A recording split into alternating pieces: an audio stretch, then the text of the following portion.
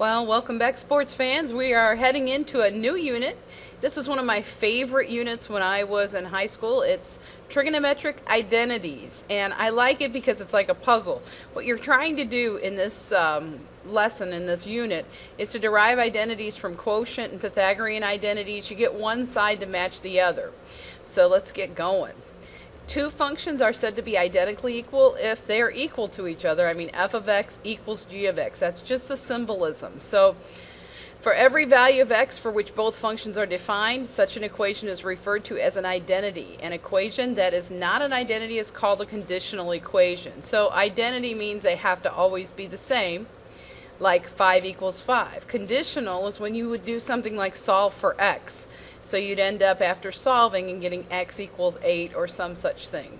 So you're going to have a card which you can use on the test that's going to contain these different identities. And the quotient identity, in fact, I hope I gave you a card in class. You can arrange the card any way you'd like.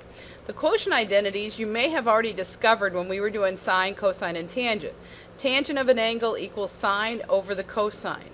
Cotangent, it's reciprocal. It's 1 over the tangent, but it's also cosine over sine. Those are very important. And then the reciprocal identities. Cosecant is 1 over sine, secant is 1 over cosine, and cotangent is 1 over tangent. Many of you are already familiar with these. These were on your test, just the one you took. So, just to give you a little background as to where the Pythagorean identities come from, it's got Pythagorean in the title. If you have your circle here, there's your radius, there's your x, and there's your y. When you drop a perpendicular down, you've got an x coordinate and a y coordinate. You've got an x distance and a y distance. And you know by the Pythagorean theorem that that's x squared plus y squared equals r squared. If you go through and divide everything by r squared, you get the identity. So if we divide that by r squared, you know this is cosine squared, sine squared equals 1. So that's where this first Pythagorean identity comes from. Cosine squared plus sine squared equals 1, although we usually write it as sine squared plus cosine squared equals 1. And you can test it out with different angles if you'd like. So here's the Pythagorean identities. They all come from that Pythagorean theorem. They divide the equation by different things.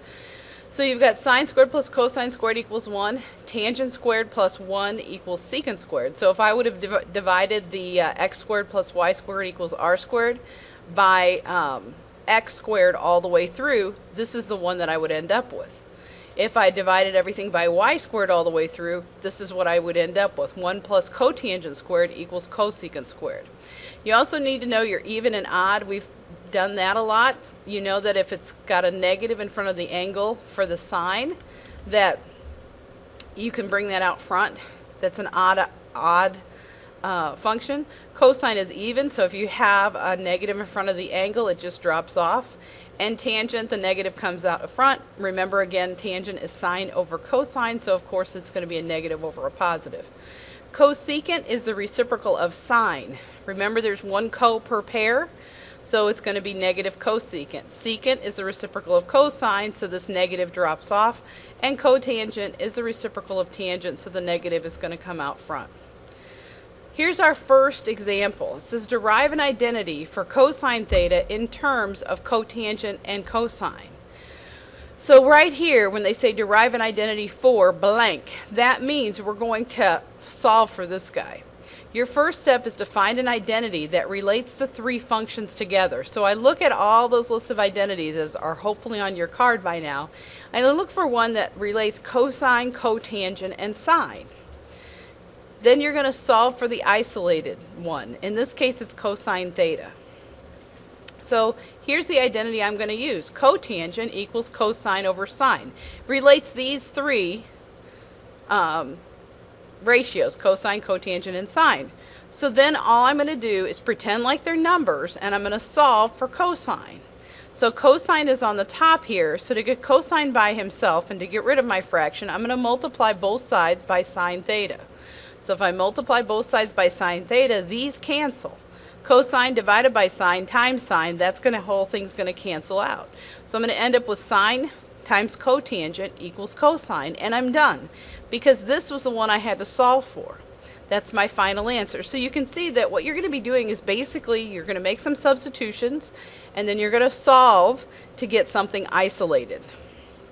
All right, use the Pythagorean identities. So they tell you right there, Pythagorean identities, that's the sine squared, cosine squared, it's got a squared involved, to derive an identity for cosine in terms of sine.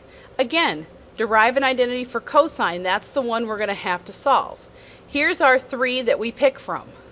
So we've got cosine and sine. That's the two they want to talk about. So you know you can pick the right one. So that's how you pick the right one.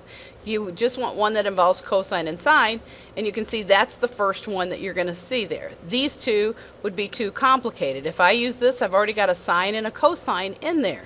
So we're going to solve for cosine again. So I'm going to subtract sine squared from both sides. I get cosine squared equals 1 minus sine squared. For plain old cosine theta, so you need to take the square root of both sides. Remember, when you take the square root of both sides, this one you don't need a plus or minus, but this one you need a plus or minus on the right hand side. And that's my final answer. Cosine theta equals plus or minus square root of 1 minus sine squared. That's it. All right, we're not quite ready for day 2. That's enough for day 1, and I will see you tomorrow.